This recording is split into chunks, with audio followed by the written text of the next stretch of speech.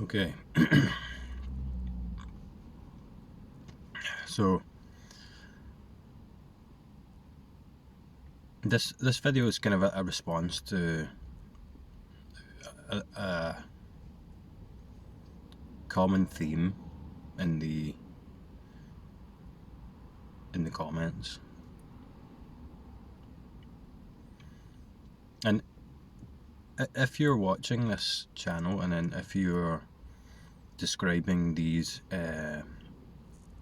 experiences of recognition and then the back and forth between that and then the seeming re-identification with the personal story and the narrative of me, the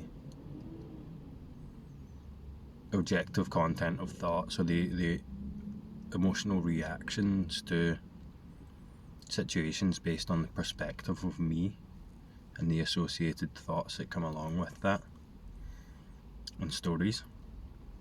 And there feels like this back and forth, and the very fact that you're watching these videos and something in you is drawing you to this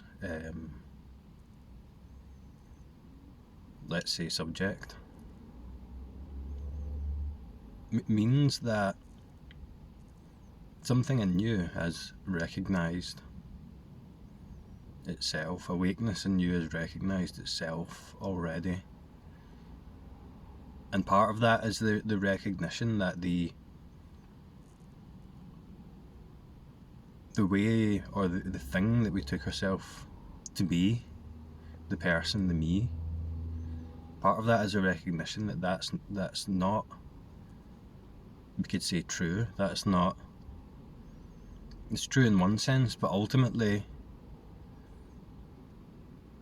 it's an illusion. And if that's the case, if you're watching these videos, awakeness in you has recognized itself, and then unfortunately the bad news is that your life as the person is just fucked now. It's done. That's never, you're not going to be able to go, even if you do go back and buy into the narrative, even if you do go back and buy into the previous way of being, previous way of experiencing the world as a person, as a me, as a thinker, then you'll be doing that almost knowingly. You'll be going into that illusion knowing at some level that it's an illusion, at some level that it's not right, it's not real, it's not you, it's something's not right about it. And then that's the bad news. The bad news is that it's done. It's fucked now. The illusion is fucked. It's done.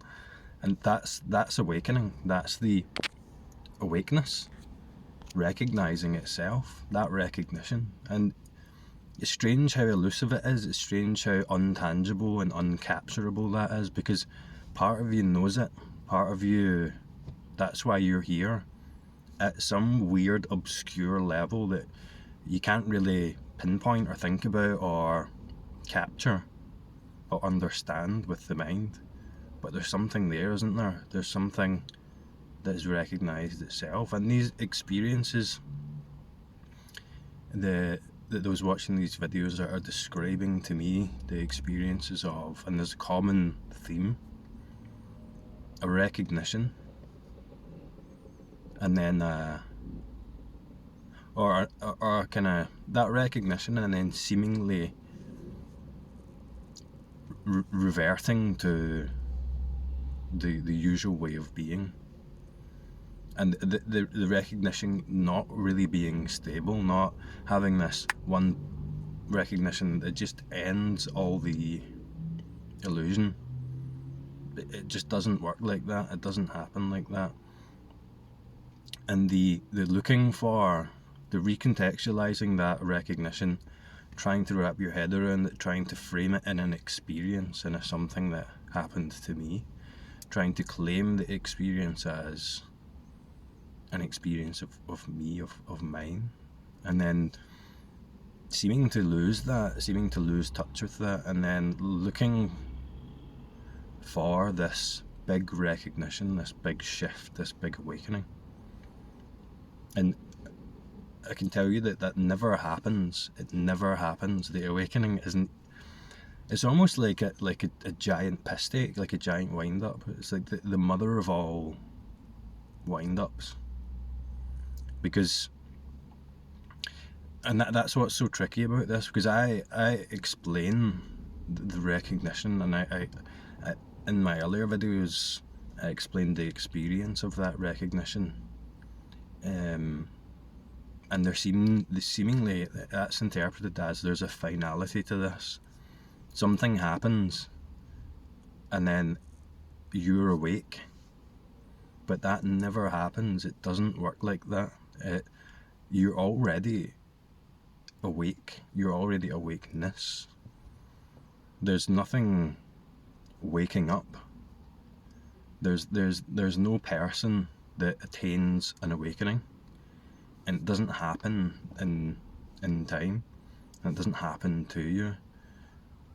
So if you're watching these videos, that awakeness that is already recognized itself, that's done. The whole thing's done. The awakening has woken up to itself. Awakeness has woken up to itself, and then after that, it's just about, regardless if there's a blowout experience or what people describe as these kind of massive experiences of awakening, pretty much is the untangling of the illusion.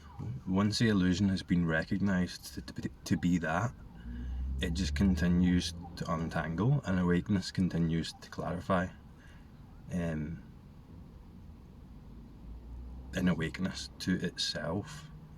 And these big, huge awakening experiences that you hear about are just some part of the illusion dropping away, or some part of the belief in that illusion falling away, something stopping, almost you could say something unhappening. So the awakening doesn't happen. What seems to not be awake, the me that is chasing the awakening, unhappens. It unhappens when there's clarity. It unhappens when you could say awakeness.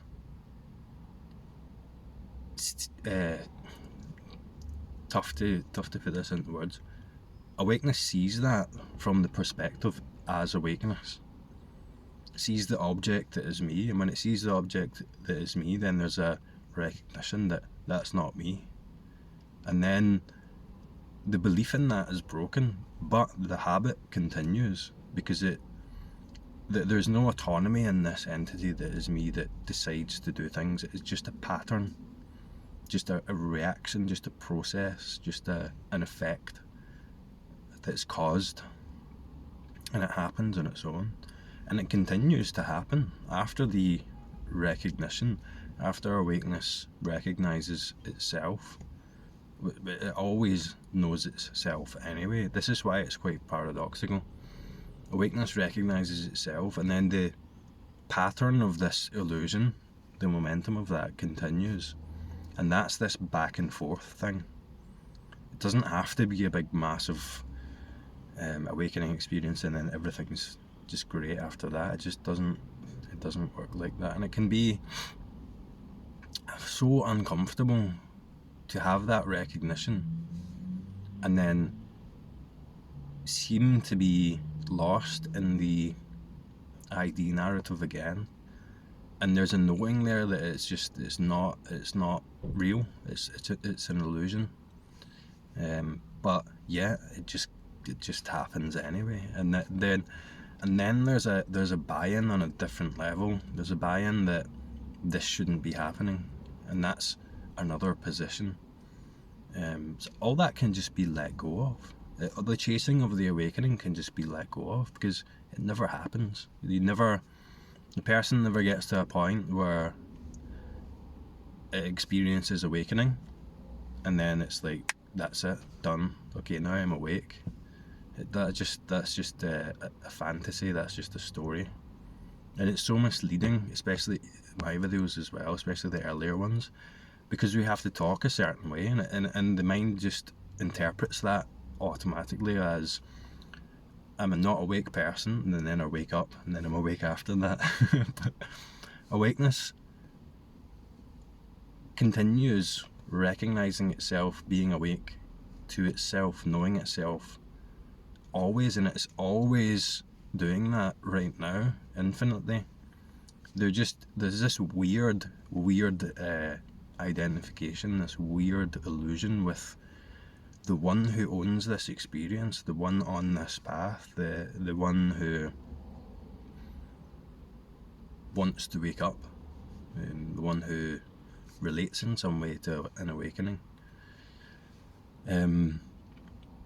It's almost just backwards. You think of the reverse of that. So I'm practicing this for a reason, and that reason is to wake up. And then when I wake up, just like flip that 180, do it backwards, the other way around, almost the complete reverse. So for example,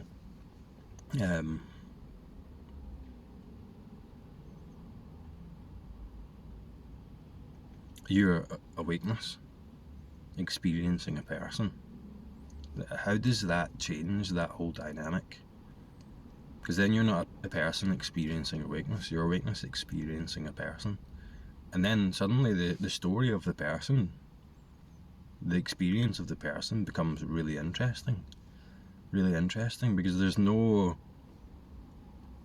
holding, there's no resistance, there's no buy-in, there's no chasing something in the future, there's no doing meditation or inquiry because you need something, because the person needs to wake up. Awakeness is awake already. So the inquiry is just an interesting experience, an interesting hobby, let's say, an interesting doing of something for the sake of doing it, not for the sake of attaining something. Someone asked me in the comments about the practices that I might have used before, and I've explained this before, and this is a very, very important point. Very important, because this will make all the difference. Because so there was a seeking thing there for a long time before, and then I kind of forgot about that. Awakeness in me recognized itself, and then there was a movement towards that, and then that got discarded, and after that got discarded, there was buy-in to the story, but it was so not right that it became so pathological for a long time, and that whole thing played itself out. And then I kind of forgot about it, and then I got back into meditation, and what I really enjoyed was walking. And it wouldn't be I'm walking, I'm meditating, I'm for the purpose of enlightenment, for the purpose of recognizing my true nature, for the purpose of that. That wasn't the energy behind it.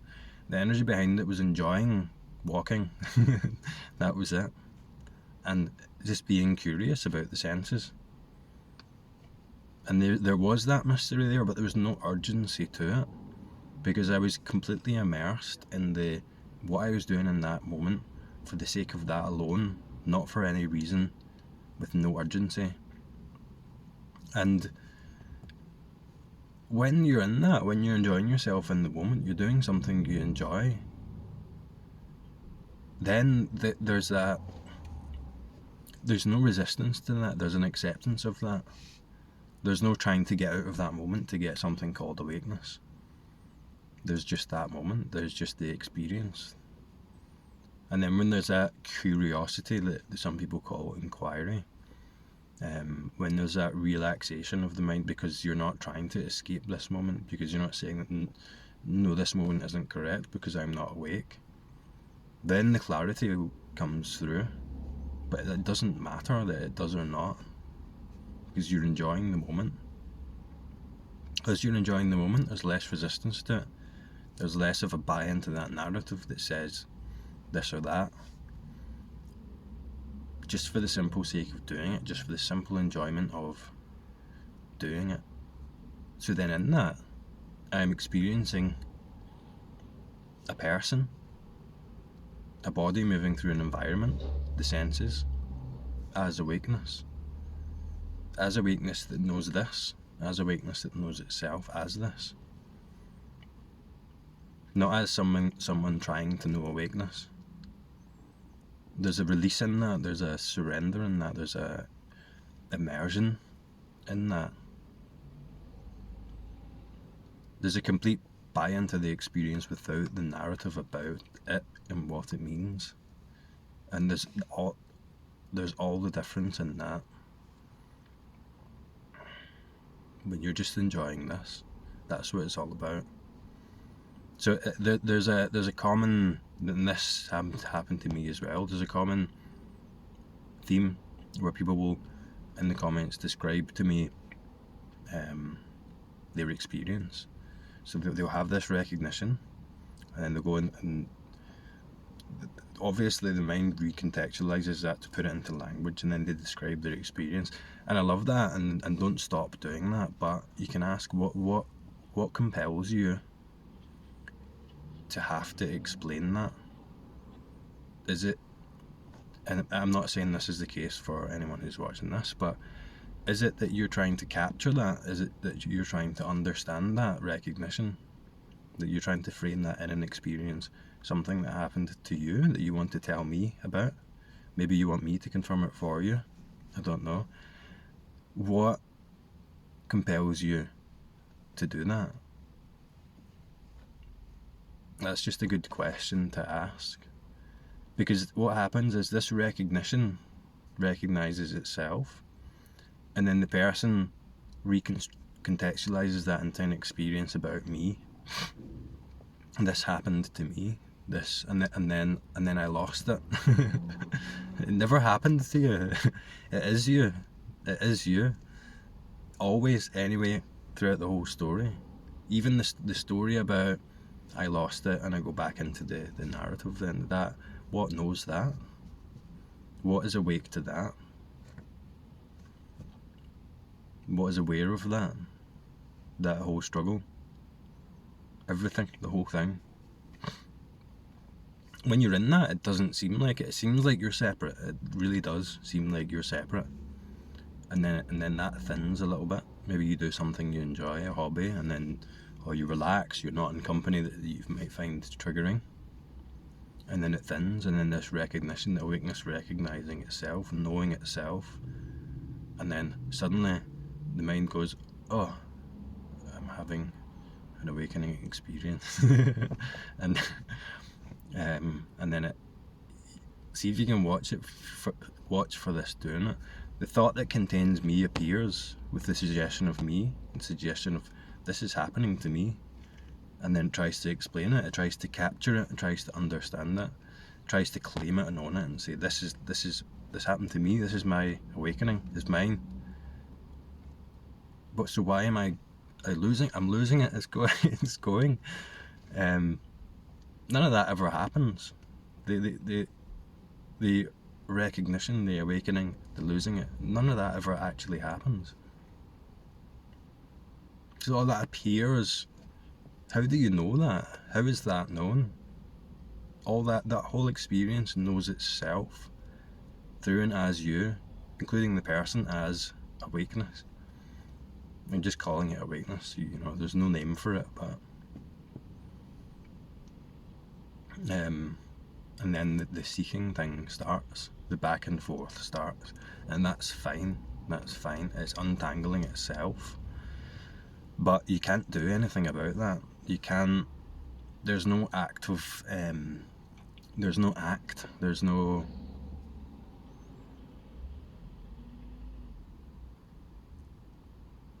action that you can take that can control that. There's no action that you can take to stop you from losing that, because you never lose it. What's watching that whole experience, what's explaining that whole experience is awakeness. And doesn't have to recognize itself, because it knows itself anyway. It's self-knowing. It's just there anyway, and it's you. You're looking from it the whole time. The whole time you're looking from it. You're knowing as awakeness the whole story about me, the person who has an awakening experience, and then tries to get it, doesn't get it, loses it, and then it comes back. What knows all of that? What is aware of all of that? What is awake to experience all of that?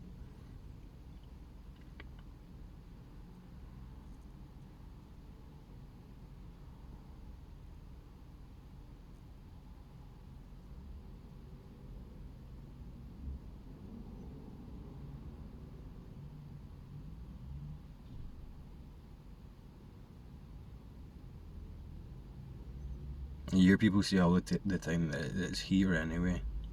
You hear people say all the time that they'll say the awakening doesn't happen to the person. You hear that frequently, and with all the ways I've tried to explain it, even saying that the awakening never happens, because awakeness is awake anyway. Something unhappens, something stops. Something seems to stop happening. But it's not something that you can do. It's not something that you can attain. You can't attain the unhappening. You can't own the unhappening. It doesn't make sense. Doesn't make sense.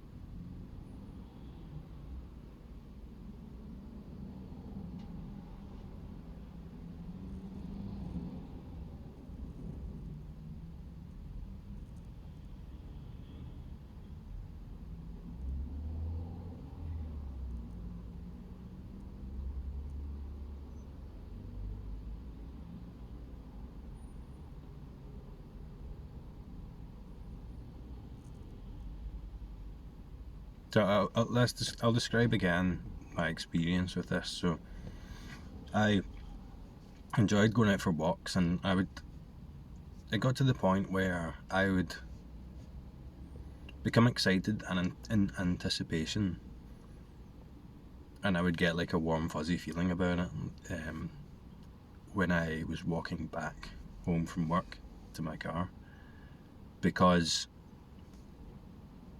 that whole walk I could immerse myself, entirely enjoy the peace of just, and the sensory happening, the sensory experience of walking back.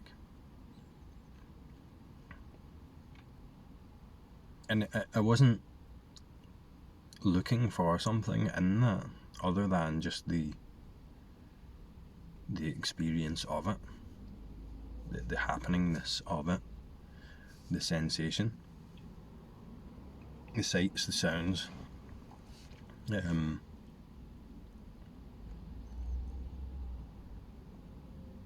That was the object of focus, that you could say, the entire sensory experience. And I noticed that there were times where the narrative would come in, and then I would catch myself in the narrative. Something would notice that narrative, and when that something noticed that narrative, there was a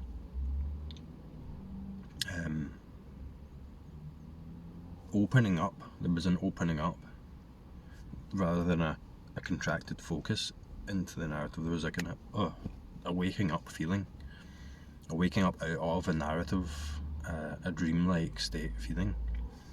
And then for a while, if thoughts came, and sometimes I would think thoughts,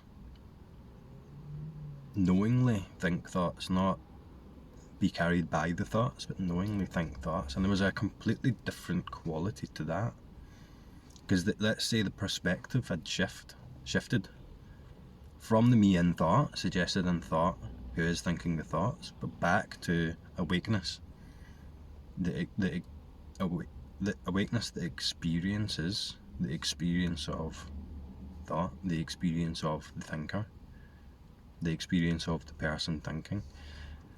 And then it would kind of, I wouldn't notice when it was happening at the time because the identification was there, but I got dropped back into the narrative, and then click, I would, oh, okay, right. And that back and forth there, that seeming to go to sleep and wake up, go to sleep and wake up, awakening and unawakening to the person, to the mind entity. And then that became quicker. That's where relatively there is this practice thing, because something about the process of doing that, and I wouldn't be beating myself up about the thoughts or necessarily trying to resist them, because the let's say the object of meditation in this, if you can call it meditation, was the sensory experience of walking. That was the primary thing, and the enjoyment of that, even as the person. But it became quicker, so that recognition came back quicker. It wasn't, thoughts didn't have the same power, the identification with that narrative didn't have the same consistent buy-in all the time, because there was something else that I was enjoying that was more important than that. So that wasn't the object, but there was a curiosity about it. Just a simple, relaxed, attentive curiosity about it.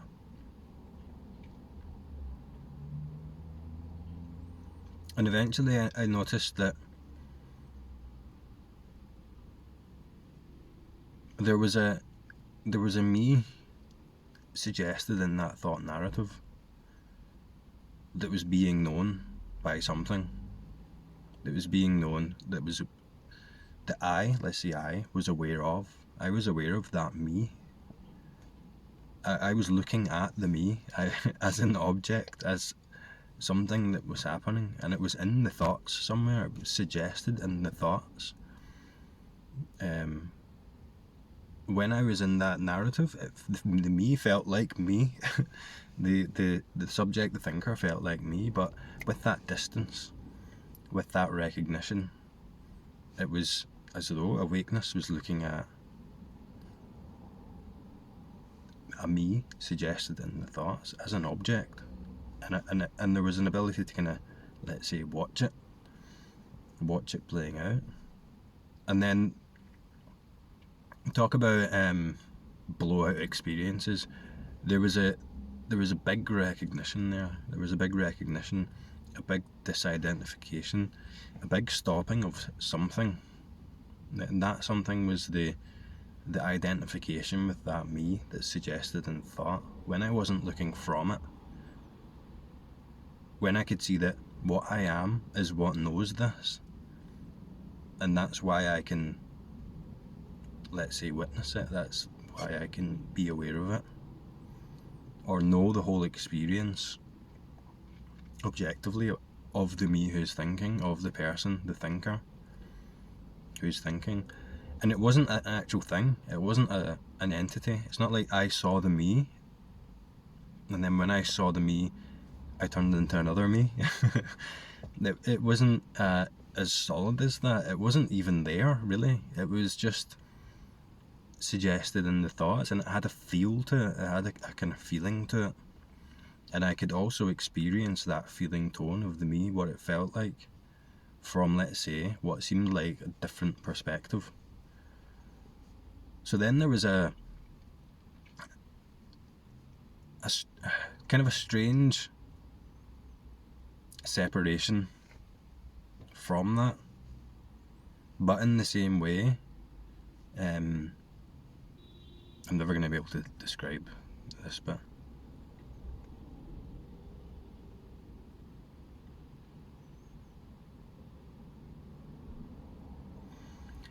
in the same way,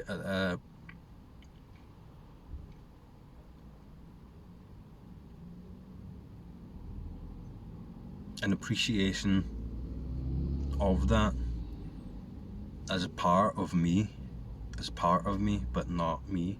It's something that appears within me on its own, but not me. Difficult to explain, it's quite paradoxical. And that's the point where the reality of that back and forth lost its power.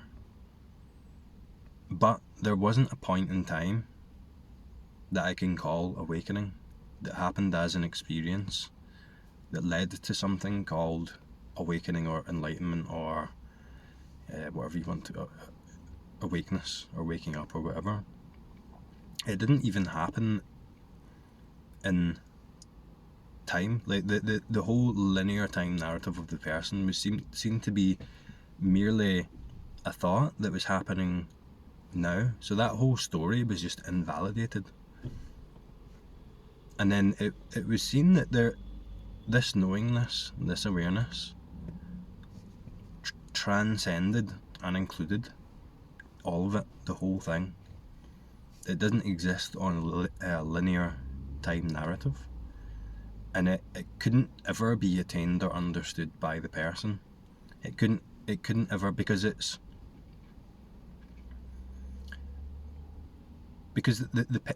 say the person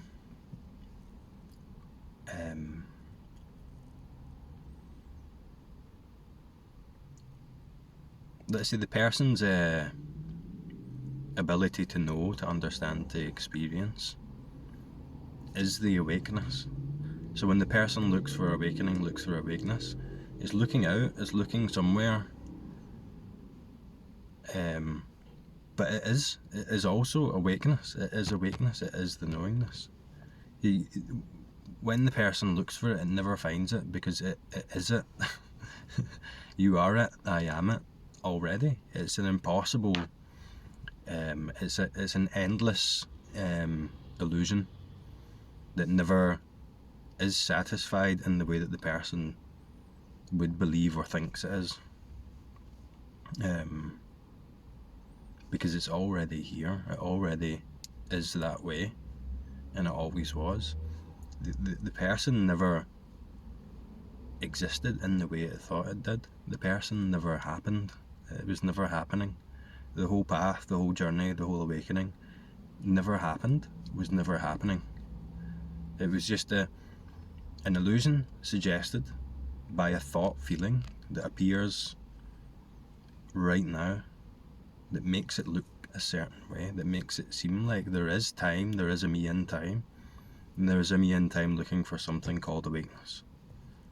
But the person is looking with that awakeness, from that awakeness. The person is awake to look for that. So you see how it's backwards. You see how the urgency of that, the illusion of that,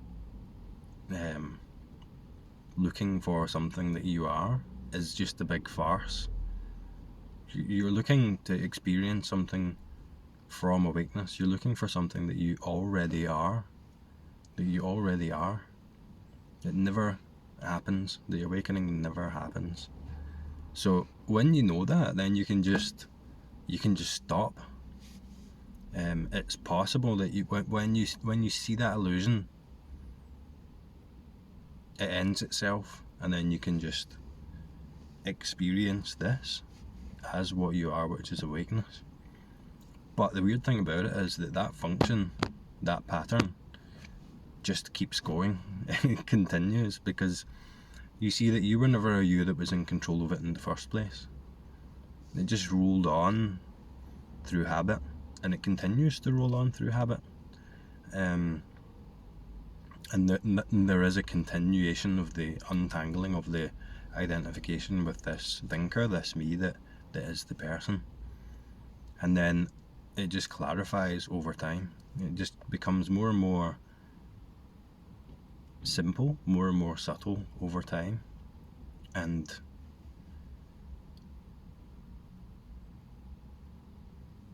it matters less and less. It's less and less of a thing, less and less of a fixation, something that you want to do, that you have to attain. It just matters less and less. And in that absence of mattering, there's also an absence of resistance to anything. There's an absence of the need to figure it out, the need to capture and understand, the need to take a position and relate to something so that you can know it and you can have it. And it just becomes really, really simple. And at a certain point, the whole awakening journey, the whole awakening as a concept, as a thing, it's just one giant piss take, just one giant joke, one giant piss take, one giant thing that never happened. That it's kind of funny, but it's not funny when you're when you're experiencing the suffering that produces.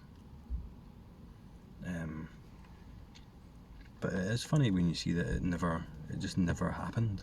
It was never like that. And then there's a kind of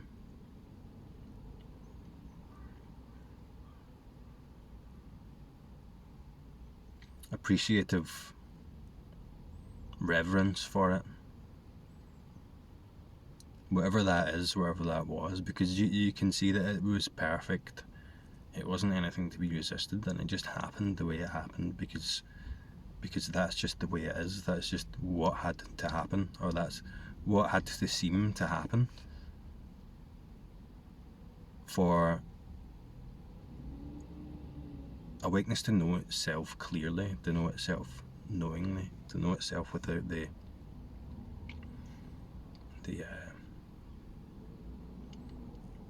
strange illusion that made it really seem like it lost itself.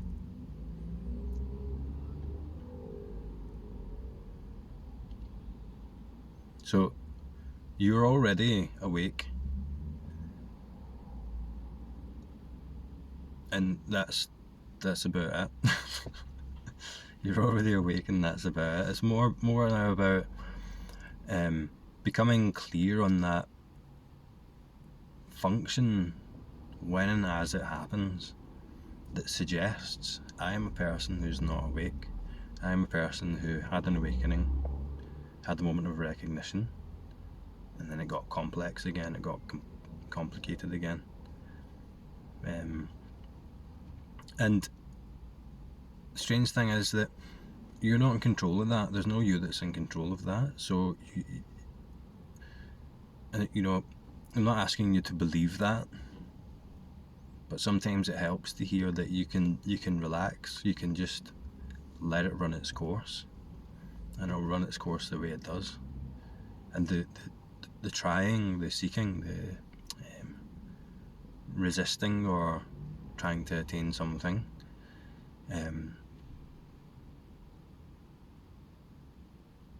really is, at the end of the day, in the end, I'm not going to say that it's not necessary,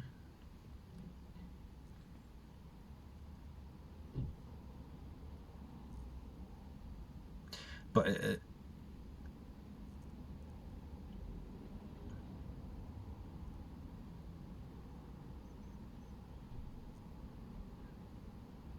ends up being a farce. It ends up being a farce. So sometimes it helps to hear that, so that you can just relax a bit and just enjoy the moment, just enjoy this, just enjoy it, just for the sake of just being here, for the sake of this as it is. You don't need anything else. Anyway, that'll do, and I'll talk to you next time.